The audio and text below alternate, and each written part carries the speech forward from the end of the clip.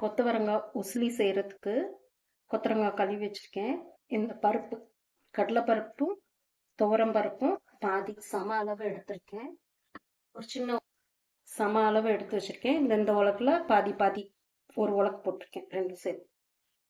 இதை நல்லா களைஞ்சிட்டு இதை நல்லா வடிச்சிருவோம், தண்ணி இல்லாமல் வடிச்சு. ஒரு மிக்சி ஜாரில் 2 வரமிளகா, ஒரு சின்ன துண்டு இஞ்சி பொடிசா நறுக்கி போட்டுக்குவோம். அது கூடவே இந்த பருப்பையும் போட்டு கொரகொரப்பாக அரைச்சிடும். இதுக்கு தேவையான அளவு உப்பு ஒரு 1/4 டீஸ்பூன், ஒரு 3/4 டீஸ்பூன் சோம்பு போட்டுக்குவோம். இந்த மாதிரி ஒன்றும் பாதியமாக அரைச்சிக்கணும். நல்லா அரைக்கணும்னா அப்படி திப்பி திப்பியாக 1-2 பருப்பு பாதியாக இருந்தால் போதும், அப்படி அரைச்சிக்கணும்.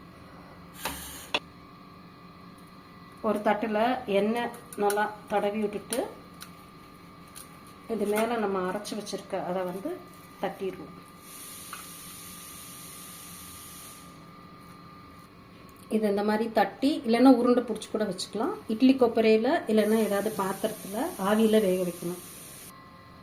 இந்த மாதிரி ஏதாவது பாத்திரத்தில் ஆவியில் வேக வைக்கணும். அடியில் ஒரு கிண்ணத்தை போட்டு மேலே அந்த தட்டை வச்சு ஆவியில் வேக வச்சிடணும். இப்போ ஒரு 10 நிமிஷம் ஆயிடுச்சு. இது வெந்துருச்சான்னு பார்ப்போம். இந்த மாதிரி விட்டு எடுத்தோம்னா ஒட்டாமல் வந்துச்சுன்னா வெந்துருச்சுன்னு அர்த்தம். இதை ஸ்டவ் ஆஃப் பண்ணிவிட்டு இதை ஆற வச்சிடும்.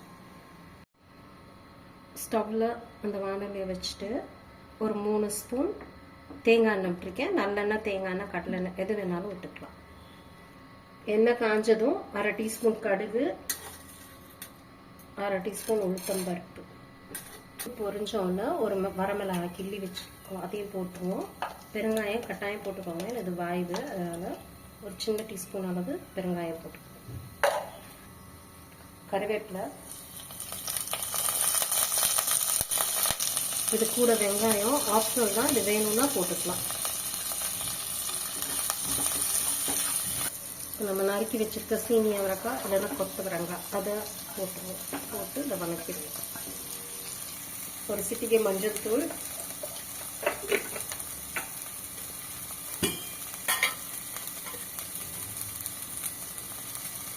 ஒரு 1/2 டீஸ்பூன் மிளகாத்தூள், தனி மிளகாத்தூள், உப்பு ஒரு 1/4 டீஸ்பூன். இதுக்கு மாத்திரம் போட்டு லைட்டாக தண்ணி தொளிச்சு மூடி வேக வச்சுக்கணும்.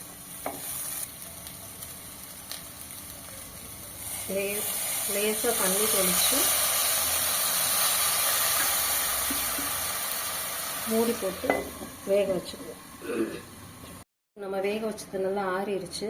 அந்த காய் வேகங்களாட்டியும் இதை நம்ம உதுத்து விட்டுருவோம். அப்படி 1-2 ஊற்றுவோம். இந்த மாதிரி உதுத்து விட்டுக்குவோம். இந்த காய் வெந்துருச்சான்னு பார்ப்போம்.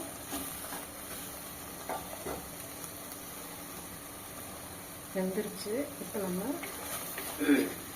உதுத்து வச்சிருக்க இந்த இதை போட்டுருவோம். பருப்பு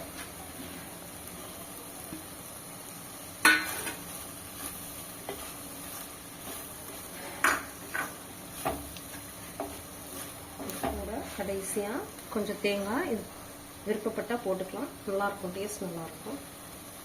கொஞ்சம் கலரும் பார்க்க நல்லாயிருக்கும்.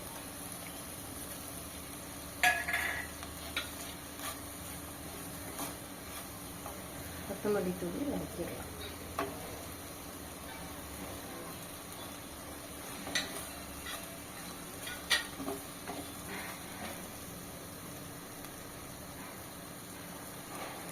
இது சாதத்துக்கு சைட் டிஷ்ஷாக வச்சு சாப்பிட்டா ரொம்ப நல்லாயிருக்கும்.